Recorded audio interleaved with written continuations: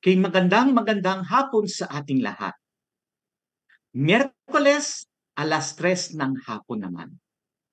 At meron tayong panibagong episode dito sa Intonasyon. Noong nakarang Miyerkules, ating pinag-usapan ang tungkol sa accessibility. Kung gaano kahalaga ang accessibility sa buhay ng mga taong may kapansanan. Ngayong hapon, ating pag-uusapan kung gaano kahalaga ang mga mobility devices para sa mga taong may kapansanan. Sa buwan ng Abril, ating ipinagdiwang ang Limb Awareness Month. At maswerte tayo sa hapong ito na meron tayong dalawang panauhin na magpapaliwanag tungkol sa iba't ibang usapin sa ating bagong topic na mobility in focus. The roles of prosthetists and orthotists in the management of disability. Miss Janine, paki-introduce nga ang ating dalawang eksperto na panahuin sa hapong ito. Opo. Thank you po, Sir Ranil. Una po, bago po ko po ipakilala yung ating mga panauhin sa hapon na ito, binabati ko po na magandang hapon ang lahat ng mga nakikinig, nanonood ng Incarnation Facebook Live program. Isa na naman pong mainit na talakayan tungkol sa accessibility po ng mga person with disability ang ating pong pag-uusapan sa hapon na ito. Ang una po nating panauhin, kagalakan ko pong ipakilala sa inyo mga kainkarnasyon. Isa po yung current president ng Association of Filipino Prosthetists and Orthotists po.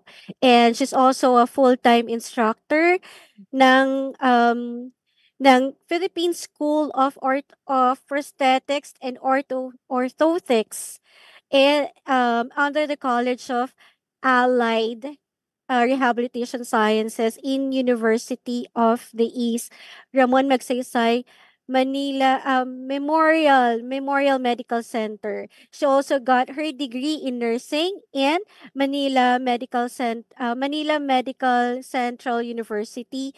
Alam ko po to sa Maynila po to.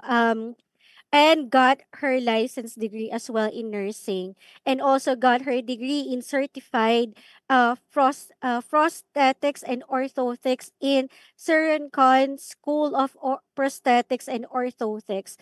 He's also the category 1 ng certified prosthetist and orthotists and International Society of Prosthetics and Orthotics.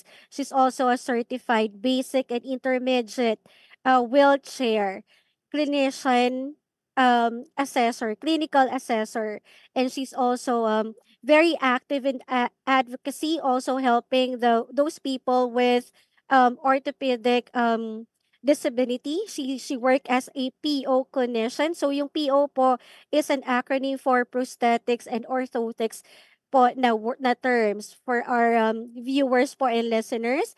And she's also working in different therapy centers and what they call that, PO clinics. So let's all welcome. She's the educator, researcher, very active in the community volunteering work, and also an advocate of person with disability rights, and also a per parent of 5 dogs, and youngest among the 5 siblings. So ay 3 siblings po pala, sorry. Let's all welcome our Hello, Marcel.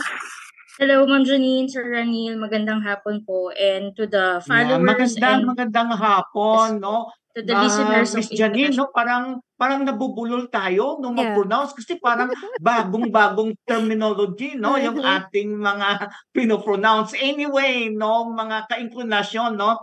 Wini-welcome natin si Marcel, no? De Castro. Okay? Sino ba, Miss Janine, yung ating pangalawang panauhin? Opo, yung isa po din na kanilang kasamahan sa kanilang Association of the Filipino Prosthetists and Orthotists. She's the PR officer. She's also a full-time instructor one sa Philippine School of Prosthetics and Orthotics. And also, she's also a certified prosthetist and orthotist given by the International Society of Prosthetics and Orthotics. Let's all welcome po si Miss Samantha Feliamore. Hello po, Miss Sam. Welcome, Opo, good afternoon. Okay, no? Actually, napakabilis, no, ng ating imbitasyon sa kanila, no? Kasi nakita lang kami, I think, 3 weeks ago, no, ni Rachel, no, sa meeting ng sa Pidao, Quezon City. Sabi ko, Shell, imbitahin ko kayo, kasi ito yung topiko, no, na hindi masyadong napag-usapan. Kaya para sa ating mga kainkunasyon, no, makinig tayo ng maigi para malaman natin ano ba, no, yung kanilang profesyon. Ano ba ang kanilang ginagawa, no? Pero bago 'yan, no, Rachel, no, paano ka na-involve, no, sa advocacy? Paano mo pinili yung kursong ito kasi nagtapos ka na ng nursing, di ba? Yes, Sir Ranil. Actually, it was first introduced po year 2011. Yun nga po, there will be an opportunity po na mapadala abroad para po mag-take ng bachelor's in prosthetics and orthotics. And isa sa nakita kong opportunity kasi that time wala pa pong PNO program, no, dito po sa Philippines. So nakakita po ako ng opportunity since it's a pioneering program. Yun po yung aking naging parang inspirasyon, no, to take the course po. And since it's still may background pa rin po ng medical field, mas focus nga lang po sa persons with disability. So, napagdesisyonan ko po na to accept the course po. Salamat naman, no, sa iyong desisyon. Sam, ikaw naman, Sam. Okay. Paano ka nagdesisyon, no, na kumuha ng ganyang kurso at maging advocate, no, ng persons with disabilities? Para sa akin naman po, yung involvement ko sa advocacy, it really started po talaga when I decided to choose the PO program in college. Okay. So, pinursu ko pa rin po yung profession na ito at that time. Parang despite being unsure of if meron bang working opportunity sa akin after graduation, parang mabubuhay ko ba yung sarili ko if I choose this course sa college. And kahit yung thought na magiging recognized ba yung profession na ito sa healthcare system dito sa Philippines, ang alam ko lang dati at that time, parang gusto ko maging part ng isang group of professionals na merong skills na makaka-directly improve sa mobility and of course quality of life ng people with disabilities. May mga kamag-anak ba kayo na may kapansanan? Yes po. Personally meron sa side po ng aking mother. Yes po. Naka-influence ba 'yon kung bakit niyo pinili, no, yung ganitong profesyon? Somehow naka-influence po, and even yung nakita din po namin for me personally, nakikita ko sa hospital, no, and then during my internship, no, and then before kasi naman kami ipadala abroad for the program, pumunta rin ako sa PGH. They have a PO workshop that time. So, pumupunta ako doon, I visit the workshop to see how it works, no, para matimpla ko din po kung makakayanan ko ba, and then para ma-familiarize ko din po yung sarili ko doon sa PO service delivery that time. Yeah. Ikaw naman, Sam. Sa family ko po wala po akong family members na person with disabilities. Kaya po nung pumasok po ako sa course na ito, talagang it's a whole new world for me kasi doon ko lang po talaga nalaman everything about disability, the issues that PWDs are facing here in the Philippines. Yun po. Pero ikaw, Sam, no? Dito ka ba nag-graduate sa UERM? Yes po, dito po. Yeah. Pero si Richelle, sa abroad ka, Richelle, nag-graduate. Yes, sir. Kasi that time, wala pa pong, ang plan po kasi that time, 5 po kaming pinadala abroad, Filipino scholars wow. po. And then, the contract will be, after po namin makagraduate doon, we will teach here under UERM. So, ito na po yun, yung Philippine School of Prosthetics and Orthotics. Okay. It's like return service, no? Return service Pinadala po, tayo, the then scholarship. pagbalik Yes. natin, dapat maglingkod tayo sa ating Yes. sambayanan. And diba? it's really a credit to Nippon Foundation, UERM. Yeah. Actually, I heard no na malaking tinulong no ng Nippon Foundation no, sa Yes. scholarship no at saka sa UERM. Miss Janine, may gusto kang itanong sa kanilang dalawa?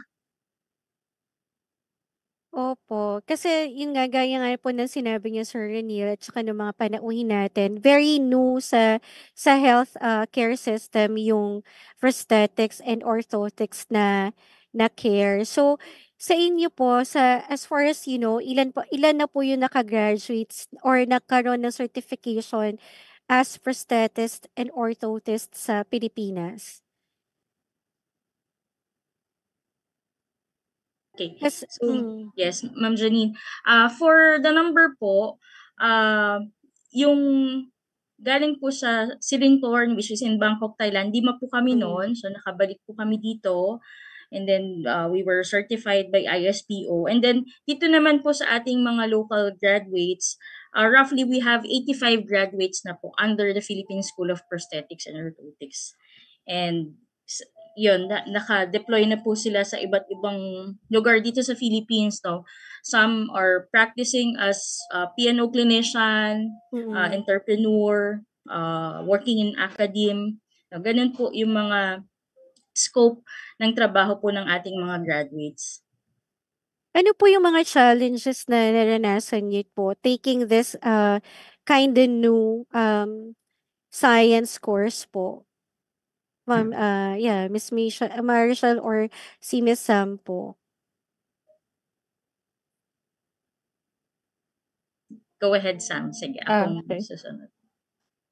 Challenges po nung nag-aaral. And even now na po na you're practicing your profession as prosthetist tsaka orthotist. Doon nag-aaral po ako, ang pinaka-challenge ko po talaga is yung mismong pag-aaral. Opo. Kasi may mga challenging subjects po kami before, like anatomy, physiology. Yeah. Bali po kasi ang background po talaga ng profession po namin is more on anatomy and yung biomechanics. So doon po talaga ako na-challenge before kasi alam kong napaka-importante yon sa profession namin. Okay po. Ngayon naman po as a working CPO na po. Sa academe po kasi ako pero when I encounter po yung mga patients, kasi nagpa-practice din po ako aside from teaching sa academe. There are times na hindi ko natutuloy na magawa ng device due to parang financial restrictions ng patients. And whenever sinasabi ko sa kanila, may PhilHealth option naman po. Yun nga lang po, kailangan niyo pong pumunta sa ospital. Hindi na nila minsan tinutuloy kasi malayo yung ospital sa kanila. Kasi pili lang po yung mga ospital na may PhilHealth packages. So, ayun po, hindi natutuloy dahil sa layo ng ospital. Wala din po silang pambayad for MD consultations, for pamasahe. Yun po yung usual challenges that I encounter. Yeah. Pero may mamaya, mga Miss hospitals ba Janine, yun? Sige po. Miss Janine, mamaya pag-usapan natin yan.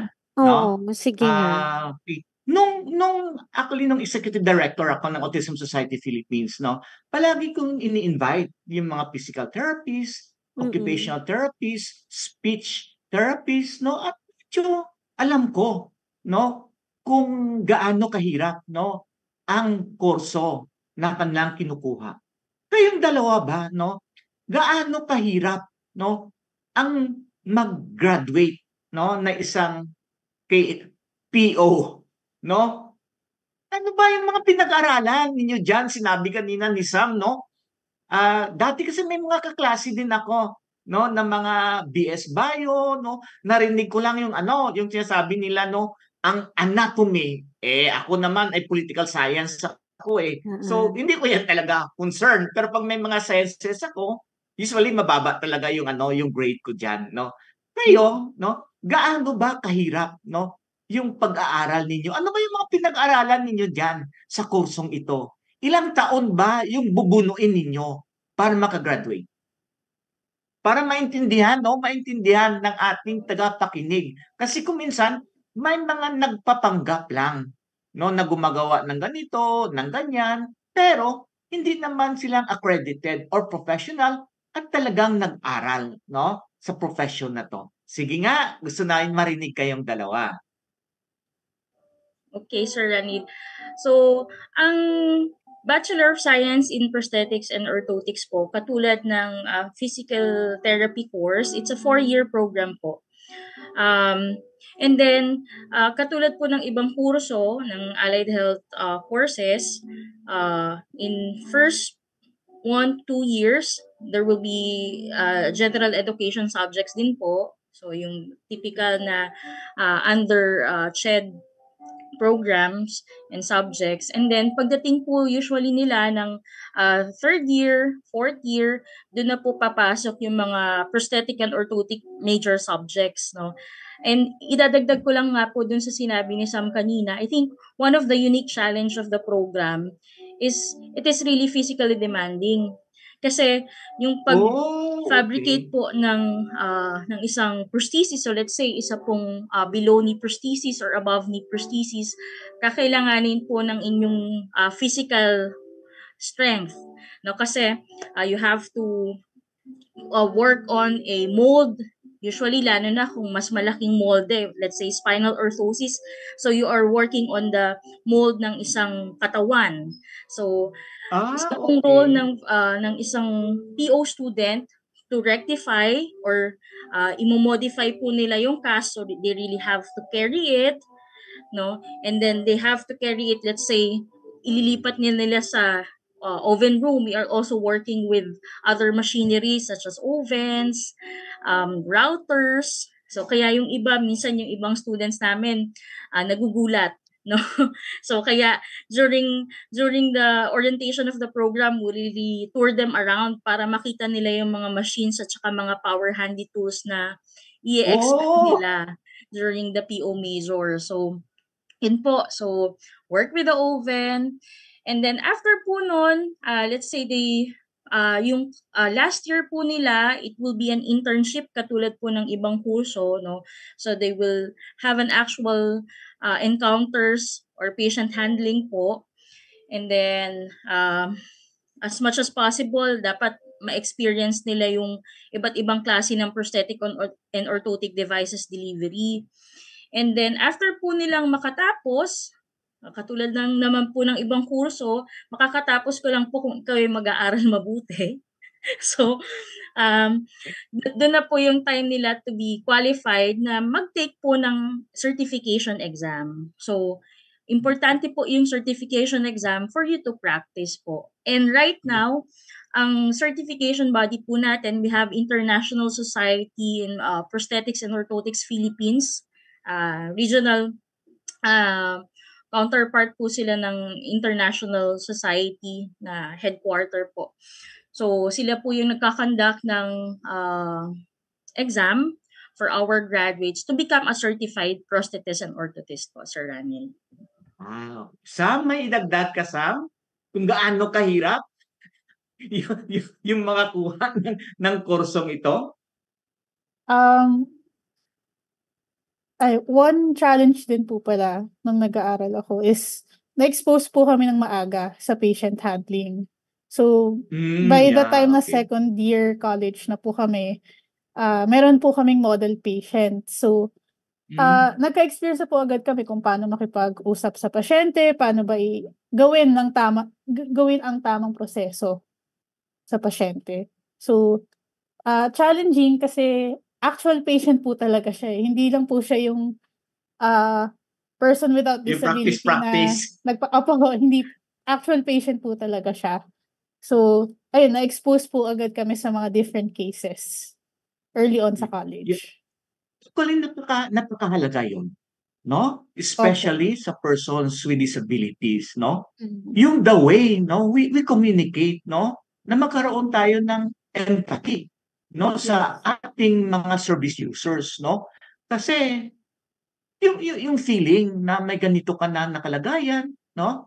Especially siguro kung kausapin mo yung isang magulang na ganito yung kondisyon ng kanyang anak, no? So, napakahalaga, no, when we break the news, no, to the parents. Ganon din kasi yung aking karanasan, no, pag sinabi ay yung anak mo ay may signs ng autism, 'di ba? So maganda na meron din pala kayong, no, kasanayan kung papaano makipag-usap, no, sa mga service users, no. So sa Pilipinas sa ngayon, no, ay yung iba kasi, no, ng mga professions, meron silang board exam.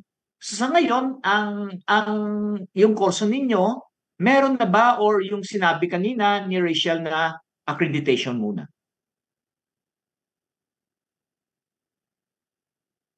Yes, Sir Ranin. Ang nagsa-certify po sa ating mga prosthetic and orthotic graduates is the International Society of Prosthetics and Orthotics po.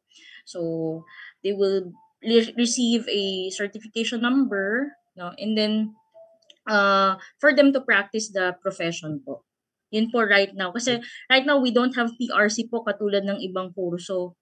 Yeah, Kasi oo. we are really a young profession po. Yes, oo, kasi bagong-bago pa lang kayo. Anyway, no, siguro para mas maintindihan natin, no, mga ka-inclinasyon, panoorin natin, no, yung video, no, ng kanilang organization at kung anong kanilang mga ginagawa. JM, please.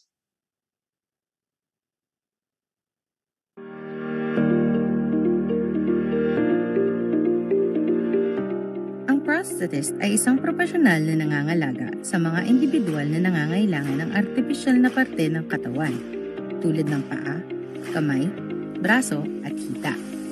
Ang orthotist naman ay isang profesional na nangangalaga sa mga individual na nangangailangan ng suporta sa katawan dahil sa panghihina o limitasyon sa paggalaw, gamit ang body brace. Ano nga ba ang AFPO? Ang AFPO ay isang asosasyon na binubuo ng mga sertifikadong prosthetist at orthotist na nakapagtapos ng Bachelor of Science of Prosthetics and Orthotics. Sila ay nagtipon upang matupad ang mission, vision, at mga layunin para makatulong sa mga taong may kapansanan.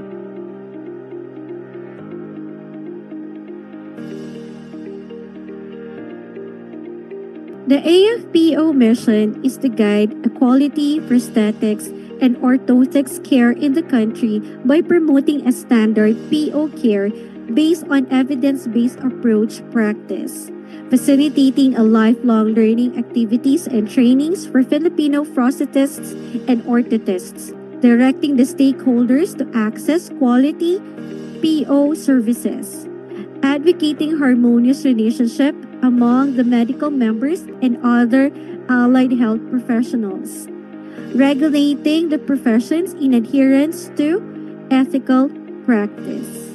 The AFPO vision is that by 2025, we envision that the AFPO will be recognized as the regulating organization for certified PO professionals.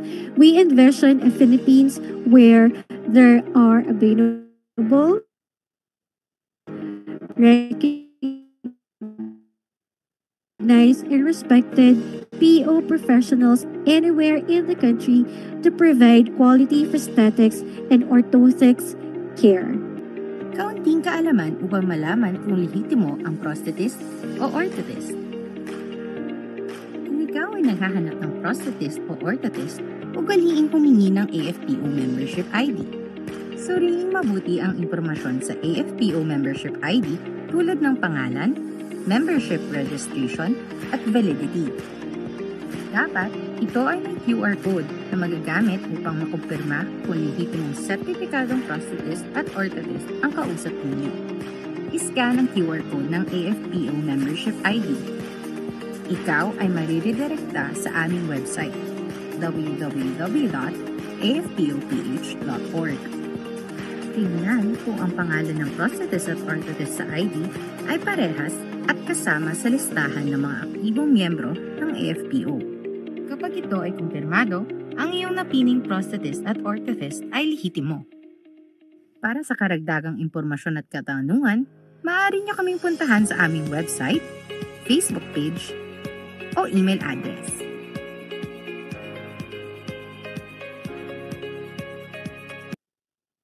Thank you, JM, no? Meron pa pala kayong guest, no, na nagsasalita kanina. Kilala ko 'yon, yung nagsasalita kanina. Thank you, Miss Janine, no? Sinabi niyo kanina, Rachel, no, ilan na nga talaga yung certified na mga PO sa buong Pilipinas? So we have graduates po na 85. Ang members po namin ay nasa 80 POs po. Members po ng aming association. Okay, sige. May ilang centers na, no, sa buong Pilipinas, Rachel, no, na nag-provide ng services? Usually, pagka pinag-usapan po namin yung centers or hospital, ang naiisip po namin are centers na PhilHealth accredited at saka yung hindi pa na-accredit ng PhilHealth or yung mga private centers, no. When we talk about PhilHealth po, so ang sa amin pong kaalaman, ang accredited po ng PhilHealth is UERM Hospital dito po sa Santa Mesa, Quezon City, Philippine General Hospital po sa Manila, and then SPMC po sa Davao or Southern Philippine Medical Center po. And then pagdating naman po sa mga freestanding PNO clinical or centers or yung mga therapy centers po. Rachel, paki-explain yan yung freestanding para maintindihan okay, kasi ayoko pong mga tagapakinig at tagapanood. Okay. Right now kasi ang DOH task force po on CBR, they are really working on the guideline para po ma-define talaga yung magiging role or paano po makakapagbigay ng services yung mga freestanding clinics po natin. So ibig sabihin, hindi po sila nakatali sa mga major hospitals, katulad din po ng mga ibang physical therapy centers, no. They are private clinics na nagbibigay po ng serbisyo on PNO services. Para po makakuha sila ng access or let's say yung mga nanonood po, no, they are, kasi yung iba nabasa ko nga po sa comment, no, how to avail it or kung saan po ito makukuha. So ang primary advice po namin sa aming association is to visit our directory. Kasi katulad po ng aming vision, no, makapagbigay po or ma-guide yung ating persons with disabilities needing prosthetic and orthotic services na makakuha sa legitimate centers ng mga PNO device. So sa amin po, pag bumisita po kayo sa aming page, makakakita po kayo doon ng directory ng ating mga practicing prosthetists and orthotists. Nakalagay po doon sa directory kung saan po silang centers or clinic affiliated for them to contact po yung mismong clinic to access the PO services po. Miss Janine, may tatanong ka sa kanila? Opo, as a medical terminologist, kasi sir, I'm also a graduate of medical allied course associated in respiratory therapy.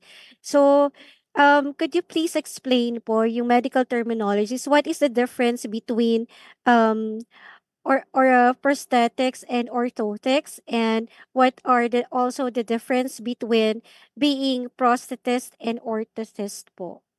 Yeah. Siguro pakipaliwanag 'no, sa Tagalog, Mm. yung mga madaling pagpaliwanag Maintindihan, na maintindihan ng ating mga ordinaryo 'no, na nakikinig sa atin ngayon.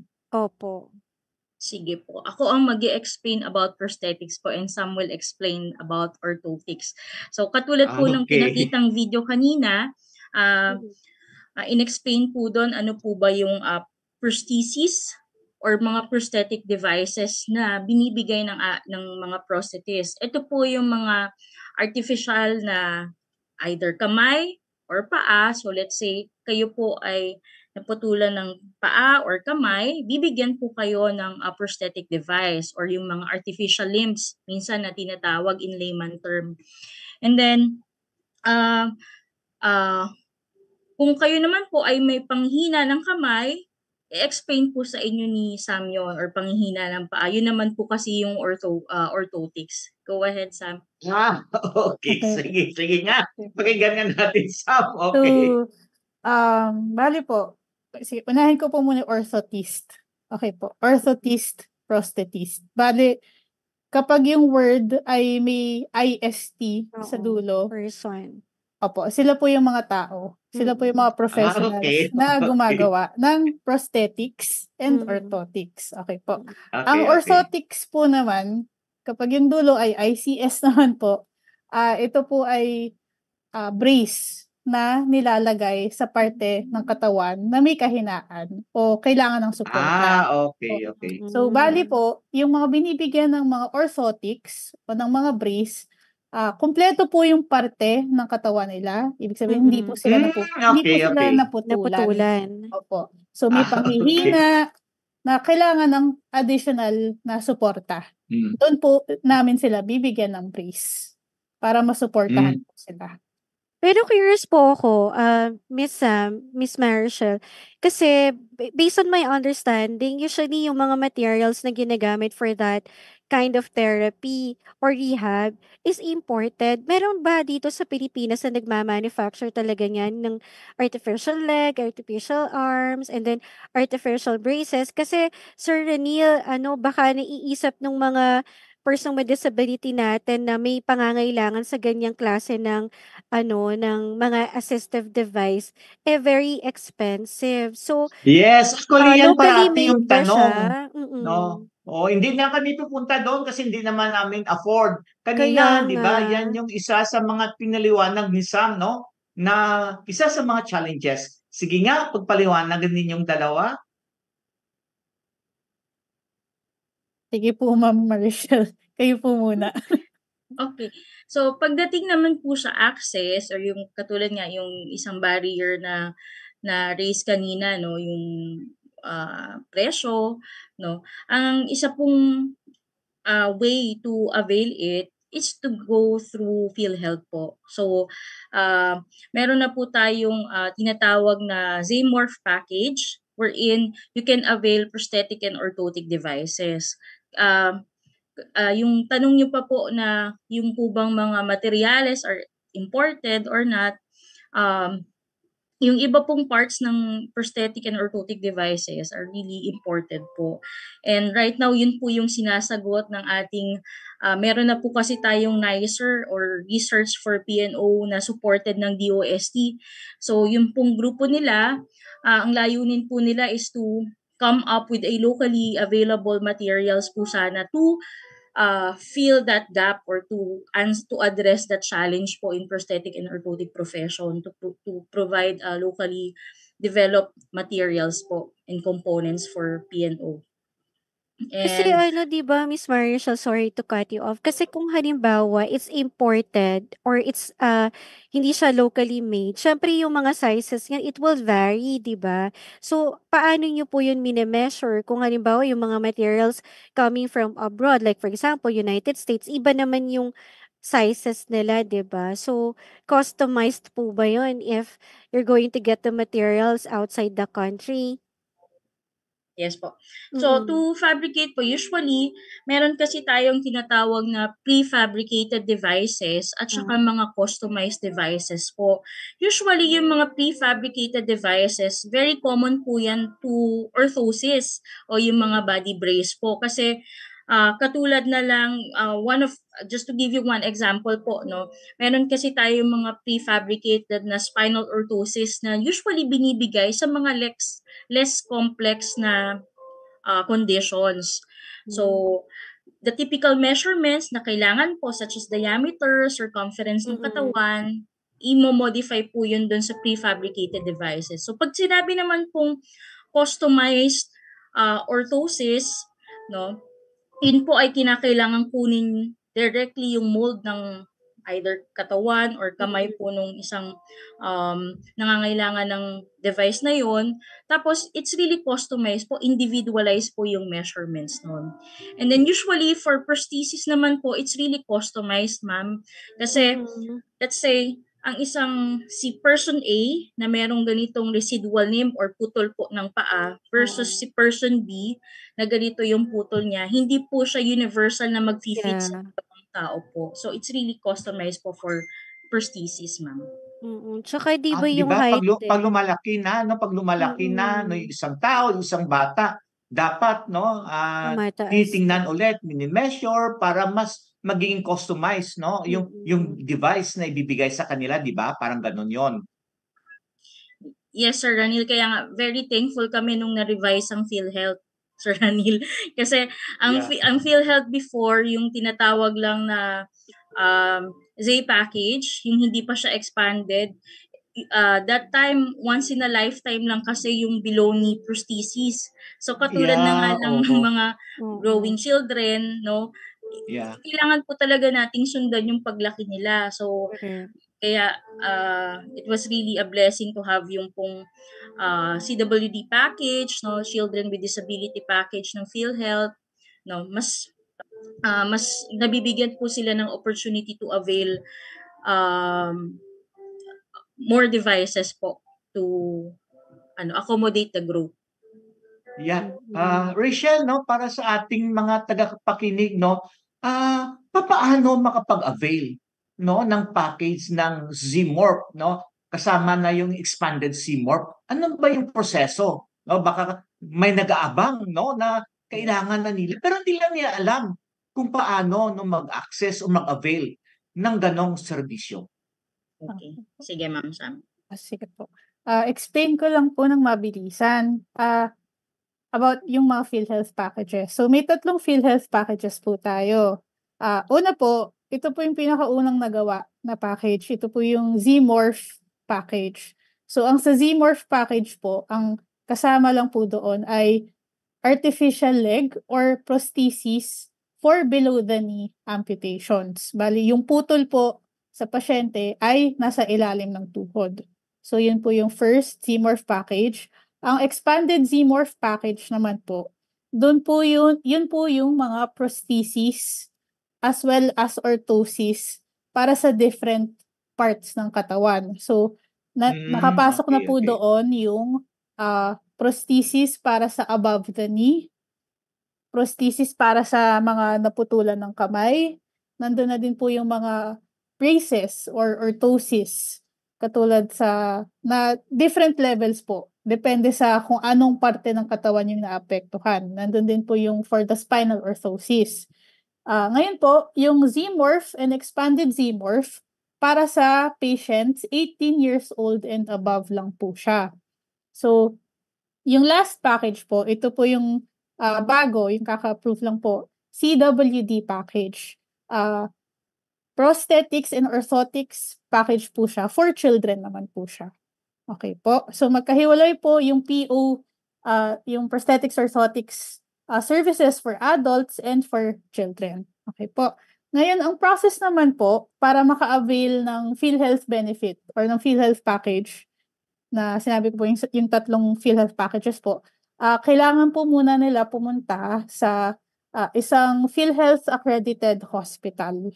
Okay po. So, hindi po lahat ng hospital sa Philippines nag-o-offer po ng Z-Morph, expanded Z-Morph, and CWD packages. Okay po. Sa Metro Manila, ang Ma'am Kau, pa-help na lang po ako sa hospital pero ang meron po kami UERM, PGH, POC, ah, Jose Reyes po ba yun, ma'am? Yes, Ayan, Jose Reyes. Jose Reyes, okay po. And then meron pa pong hospital sa Visayas and Mindanao. Ang pinaka-first process po dyan, nakasulat din po ito sa PhilHealth circular nila, na kailangan po muna magpa-consult ng patient sa isang rehab doctor. Okay po? Iba po ang rehab doctor sa orthopedic doctor or orthopedic surgeon. Kailangan po rehab doctor, makikita po sila sa physical medicine and rehabilitation department ng isang ospital. Okay po? So after po nila magpa-consult sa doktor, yung doktor po, i-refer po sila sa CPO, sa mga clinicians po na gumagawa ng prosthetics and orthotics. So, pag napunta na po sila sa amin, ang gagawin po namin ay i-assess sila, interviewin sila tungkol sa condition nila, ano ba yung goals nila, ano ba yung usually ginagawa nila sa everyday life nila. Para po makapag-create kami ng treatment plan. Bale, ang treatment plan po namin, kasama po doon kung ano ba yung tamang design at type ng device na ibibigay sa kanila. Pati na din po yung materials, yung components na ilalagay sa prosthesis. Kasama po yun sa treatment plan namin. So once na figure out na po namin kung ano yung tamang device sa kanila, papa-fill upan po sila ng forms, ng PhilHealth forms for pre-authorization na application sa PhilHealth. Then, ang pag-process po ng PhilHealth forms, depende po sa hospital kung gaano katagal yung process nila. Pero sigurado naman po hindi po inaabot ng more than 6 months. Okay po. Hindi naabot ng 6 months. Hindi. Anong pinakamabilis? Pinakamabilis 1 month. 1 month. Oh, 1 month. Okay, doon lang tayo sumabilis. Although, okay. Depende po sa hospital. May iba po kasi na sobrang daming applications. So, minsan tumatagal po siya ng 3 months. Minsan lang naman po. Okay. Po. So, once na-approve na po yung PhilHealth application po nila, doon lang po sila susukatan at gagawa ng device. Okay po. Kasi if sinukatan po natin sila bago pa ma-approve yung PhilHealth, ang problema po kasi, nagbabago yung shape ng kanilang binte kapag sinukatan agad. Paano kung 3 months inabot yung approval? Yes. Lumaki na yung bata. Opo. Okay. So, hindi din po kasi ma-i-deliver sa pasyente yung device hanggat hindi po approved yung application. Okay po. And then, kasama din po sa PhilHealth package, pag na-approve, may kasama pong 6 sessions ng physical therapy. Depende po sa okay. Opo. So you will be working also with the physical therapist if Yes ever, po. parang tandem kayo. Yes po. Okay. Yan po. Janine, may tanong ka kasi parang mabibitin talaga tayo. Ako marami pang katanungan sa kanila Dapat talaga may part 2 to. Janine, ikaw, may tanong ka sa kanila? Opo, kasi na-mention na ni Miss Sam yung mga allied medical professionals that they work with them. Bukod po sa physical therapies, rehabilitation, doctor, sino-sino pa pong mga medical or allied medical professionals ang nakikipagtrabaho po sa inyo at ano-ano po yung mga roles nila?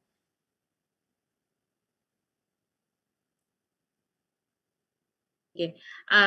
Miss Janine, bago ko po sagutin yung yung question niyo po, i-add ko lang po tungkol dun sa PhilHealth kasi meron tayong tinatawag na no balance billing at saka copay. Yes. So, Paliwanag yan, Miss Rachel. just to- No balance billing. Para Opo. maintindihan ng ating tagapakinig. Okay. Yes po, paliwanag na nga po ni Sam yung yung proseso, no. Tapos meron po kasi yung category, no. Sige, kasi meron po talaga tayong pasyente na nahihirapan po magbayad, they cannot to give out of pocket po na kaya nga po sila kumukuha ng PhilHealth availment. They usually fall under no balance billing. So ibig sabihin, wala po silang babayaran, wala po silang ilalabas na money, makaka-avail po sila ng ating basic orthotic or prosthetic devices. Meron naman pong category na tinatawag na copay. So let's say kung ang pasyente ay kahit papaano ay may kakayanan na magbayad to upgrade their devices to a more let's say more functional po na components, meron naman po silang way to avail it po through PhilHealth. Magfo-fall po sila under copay. Meron po silang babayaran na additional on top of the basic devices po para po ma-receive nila yung gusto nilang klaseng device. Kasi ayaw So naman po yung namin binibigay silang lang pala, Rachel, no? So doon sa PhilHealth package, yung basic lang, basic na package. Yes po. Pero Oh. please don't get me wrong po, pag po sinabi natin basic, hindi naman po ibig sabihin less functional or less safe siya. Functional po ito, it also answer the needs of the patients, no? And very safe to use, no? Yun nga lang, hindi siya, there are some functions na limited na hindi niya maibibigay katulad ng mga copay devices po. Yun. Yun po yung gusto kong i-point. And then, to answer po yung question ni Ma'am Janine po kanina, so aside from physical therapies, rehab MDs, we also work with social workers, LGUs, NGOs, occupational therapists, no? So, if you want to refer them to OT, so usually they are the ones responsible para po to adapt with the activities of daily living, no? Kahit po may ganito silang kapansanan, they can be more independent. So, kasama po sa role nila yon. And then, we also refer, mental health is very important also. It's common to, especially those who had traumatic experience po, no? So, kaya sila naputulan, let's say, ng paa or ng kamay. We also do referrals to guidance counselors, mental health advocates po. Yeah. So it's like, no, Rachel, parang sinasabi natin na dapat may multidisciplinary team din, no, to look at, no, the holistic, no, aspect of the person, no? Kasi tapos sinabi mo na napaka importante din kasi yung kanyang mental health, no? Especially, no, yung pagkatapos niya maputulan siya dahil nagkaroon ng aksidente, di ba? Kasi after that, no, maramdaman mo talaga, no, yung trauma, yung pagkawalan ng pag-asa. Actually, hindi lang sa individual kundi sa buong pamilya, no? Okay. Doon sa experience, no, ninyong dalawa, no? Ano ang pinaka satisfying moment ninyo sa inyong profession?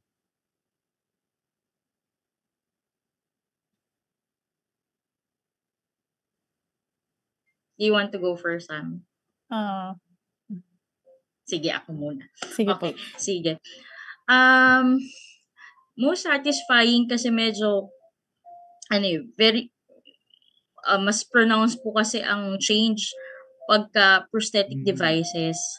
So, yung, let's say, congenital deformity or naputulan dahil sa aksidente, once you gave them the device at nakakalakad sila ulit, yung iba talagang minsan mapipigilan mo na lang maiyak din Kasi yung iba talagang naiiyak sila after they experience again to walk, no, or to hold object kung sa kamay man yung putol nila. Yun yung mga one of the satisfying moment as a CPO na witness ko when practicing the profession po.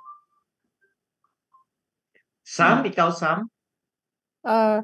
Sa akin naman po, walang specific kasi lahat po ng cases na na-handle namin, kitang-kita po namin yung epekto ng devices na binibigay po namin sa kanila. Okay po. So, sa kada case po na na-handle ko, mas na-appreciate ko yung profession ko kasi I know that I just help someone regain their mobility, regain their independence sa buhay nila, as well as na-improve din yung quality of life nila. So, lahat po ng cases.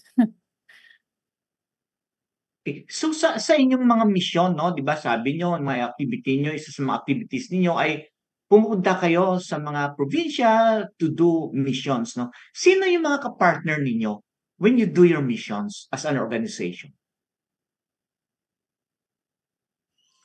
Right now, Sir Ranil, we have ongoing mission under ng Akay ni Sol Foundation. Very Come again? specific, Come again? Akay ni Sol Foundation po. Okay. So, ang advocacy po nila is very direct to persons with disabilities. Very specific nga lang po yung kanilang devices na binibigay. So, nandun po kami, uma-attend po kami to screen and to award yung tinatawag nila na foot drop brace or yung extern na tinatawag. So, kung ang pasyente ay nakaka-experience ng panghina ng paa or tinatawag na foot drop condition, so usually binibigyan po namin sila ng device na yon to regain or to assist po yung kanilang paa. So yun po yung medical mission that we are attending right now. And we also, ito very recent, no, ito sa Zambales. I think this is under Norfield, Sir Ranil. Yeah, I think yan yung aming Yes po. CBR. Yes po. Together with UERM and members of the association po, nagbo-volunteer po kami dito naman po ay prosthetic Yan yung customized. picture na yan, no? Partner din yan ng Norfield. Yes po, akapin no? din Yung po ang Akapin Norfield. Yes Bulacan po. naman yan. Oo. Ito Nandiyan po, si focus on Kaseni, at children. saka si Sheila.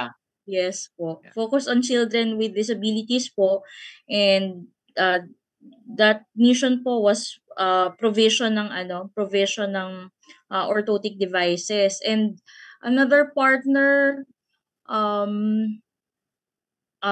Physicians for Peace po. So if they need volunteers, PO volunteers po, they usually tap the association to join their medical mission po. Yun, ang PFP, medyo marami po silang pinupuntahan, Sir Ranil, no?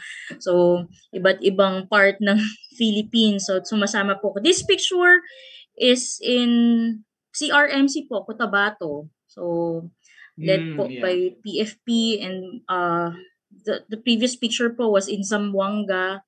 So, yun po, yung mga talagang far-reach areas, sumasama po talaga kami. So aside from the medical mission, Sir Ranil, we also conduct seminars, to give more awareness about the profession. So very recent is, I think, not so commonly known, yung helmet, kasi it's part of our scope ng aming practice po yun. Yung helmet orthosis, usually binibigay po sa pediatric patient, bata, baby, na meron pong cranial deformity. So, yun po yung aming very recent na seminar. And then, okay. Last po, yung certification exam. So, yung mga examiners usually coming from the association po. May naitulong din ba sa inyo yung ating ahensya ng ating gobyerno sa inyong organization?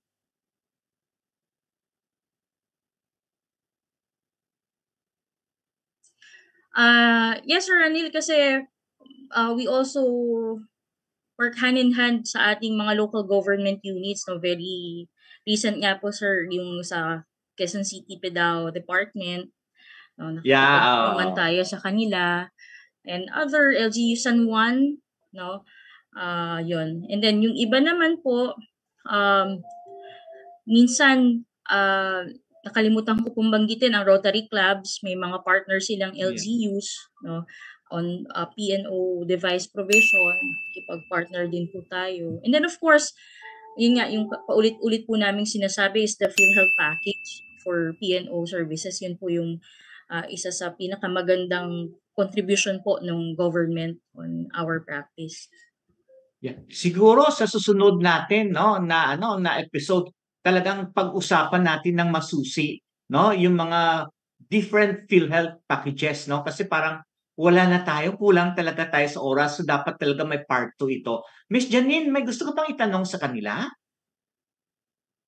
Do'n po sa mga nakikinig o sa mga nanonood na interesado pong makipag-collab po sa AFPO, paano po ba sila puwedeng makipag-ugnayan sa inyo or paano makipagtulungan sa mga sinasagawa niyo pong mga activities po? Miss Marichel and Miss Sam.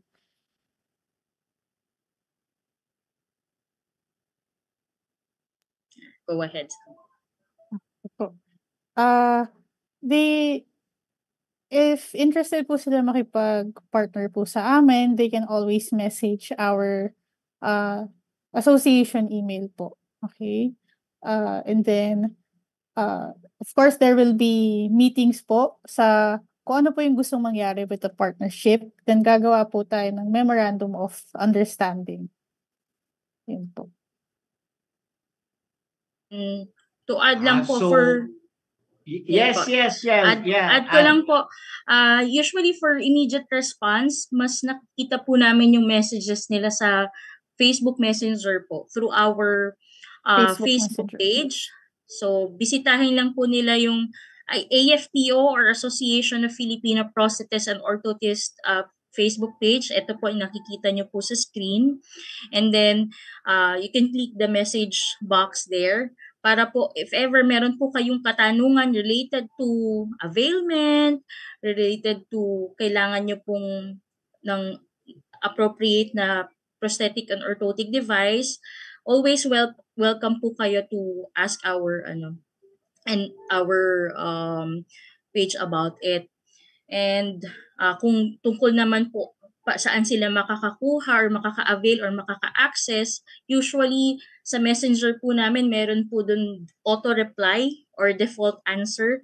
Binibigay po namin yung directory para po makita po nila kung saan sila malapit na center na pwede po nilang pagtanungan kung paano po sila makakakuha ng device.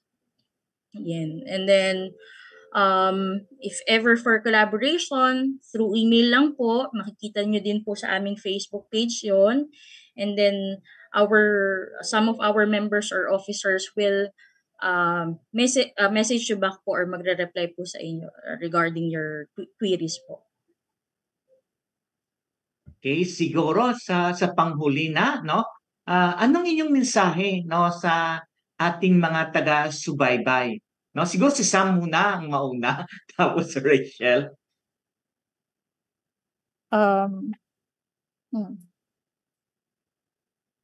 I guess for me po, stemming from personal experience naman po. In our village po kasi, meron pong PWD na very active sa church. And ang nangyari sa kanya was, hindi na po siya nagpatuloy mag-aral even if we can communicate with him. Nakakapag-converse po kami sa kanya.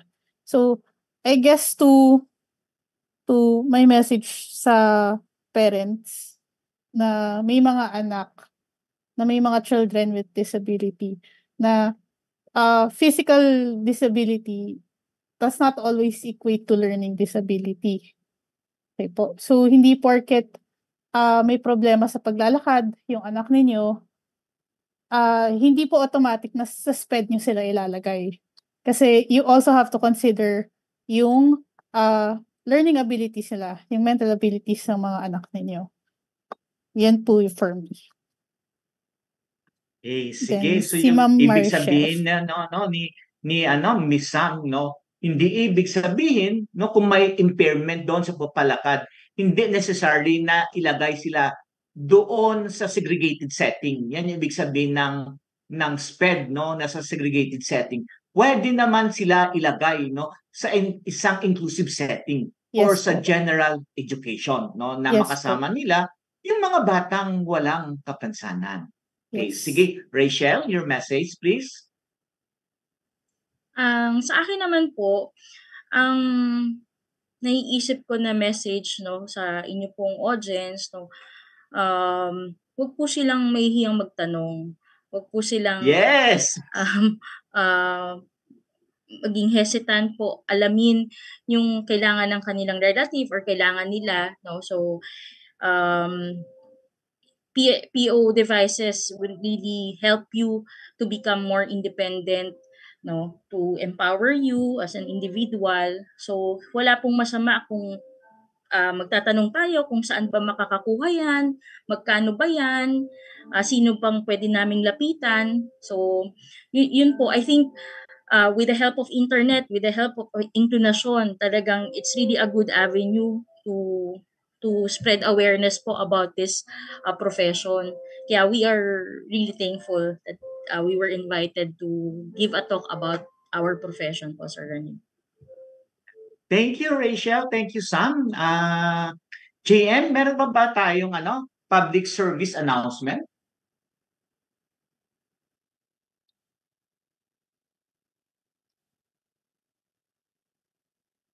Okay, ano yung ating Inklu Balita? Okay, so magkaroon ng inclusive Idoksini. Ito siya, ang kanyang pamagat ay Inclusive Idoksini in the Film with Filipino Sign Language. This will be held on May 25, 2024. This coming Saturday at UP Film Center in UP Diliman, Quezon City. This is a groundbreaking event making a significant stride towards inclusivity and accessibility in the world of cinema. The curated selection of indie films enriched with Filipino Sign Language embodies their unwavering dedication to education, arts, culture, and above all, inclusivity of all. All screening schedules have a live Filipino Sign Language interpreter for the introduction and talkback for its film that will make the event more memorable and meaningful, especially for the deaf community. So yung titingnan yung ating kanilang mga schedule at tayo ay inanyayahan na sumali or manood sa itong patuntunan or sa itong pelikula inclusive Idoksini. So inanyayahan yung lahat ng ating tagapakinig. Maraming salamat, JM. Meron pa ba tayo? Hone your skills, gain experience, contribute to a meaningful cause. Incarnation is accepting interns and OJTs for our Facebook Live program dedicated to promoting the rights of persons with disability. Apply now and let's make a positive impact together. Send your application to incarnation@gmail.com. It's incarnation@gmail.com. inklunasyon@gmail.com and address it to Incarnation Core Group through our technical assistant, Joanna Marie David. May mga disability-related topics or issues pa ba kayo na gustong pag-usapan? Ano pang hinihintay ninyo? Makipag-ugnayan na sa Incarnation. Dahil sa Incarnation, laging may inklusyon. Ipadala ang inyong reaksyon, komento, rekomendasyon, or suhesyon sa aming email address incarnation@gmail.com incarnation@gmail.com inklunasyon@gmail.com and address it to our Incarnation Core Group through our Technical Director, Ina Figueroa.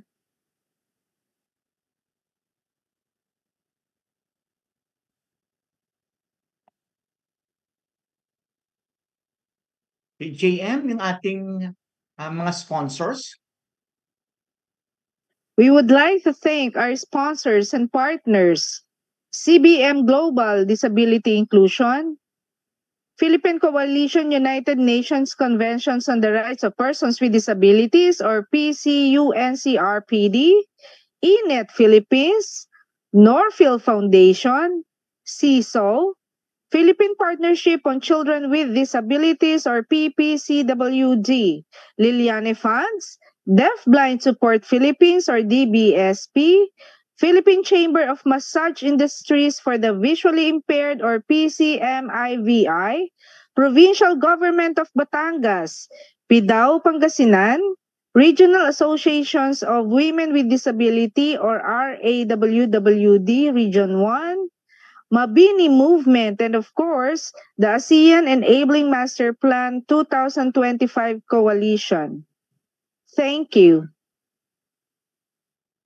So sa ngalan ng bumubuo ng internasyon ni Jen Garcia, ni Michi, ni Ma'am Celia, ni Ronel, ni Ka-Art, no, siyempre ni Miss Janine, no, yung ating technical, si Teacher Aisel, si JM, si Ina, no, nagpapasalamat tayo, no, sa ating dalawang panauhin sa habong ito. No, sigurado ako, no, na masundan pa ito. Kasi bitin na bitin tayo, no, marami pa kaming gustong itanong sana sa ating mga panauhin. And I'm sure, no, yung ating din mga tagapakinig. So sa ating mga tagapakinig, no, pwede yung i-message, no, ang inyong mga katanungan sa FB page ng Inklusyon at sisikapin natin.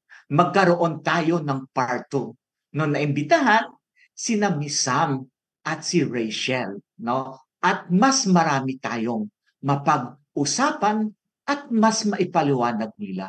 Maganda din siguro, pero magulang or isang tao na nagiging service user or nabigyan nila ng kanilang serbisyo. Ang kanilang profesyon, no, ang mga prosthetists and orthotists ay napakahalaga sa buhay ng mga taong may kapansanan. Ito ay nakakatulong para magawa nila ang kanilang pang-araw-araw na gawain upang makamit nila ang kanilang karapatan tulad ng ibang mga tao at sila ay makasali sa iba't ibang gawaing pang-araw-araw. Napakahalaga ang role ng ating mga panauhin sa hapong ito. Sana mas mapaigting pa, sana mas maintindihan pa, sana marami pa ang makabenepisyo ng mga ngailangan sa serbisyo na binibigay nila at binibigay ng ating gobyerno. Sa inklusyon, sisikapin natin na maiparating ang tamang impormasyon, na magkaroon ng accessibility sa information sa iba't ibang serbisyo na kinakailangan ng mga taong may kapansanan at ng kanilang pamilya. Dahil dito sa inklusyon, lahat ay kasali. Dito sa inklusyon, walang naiiwan. Dahil sa inklusyon, lahat ay kasama. Inklusyon, now na.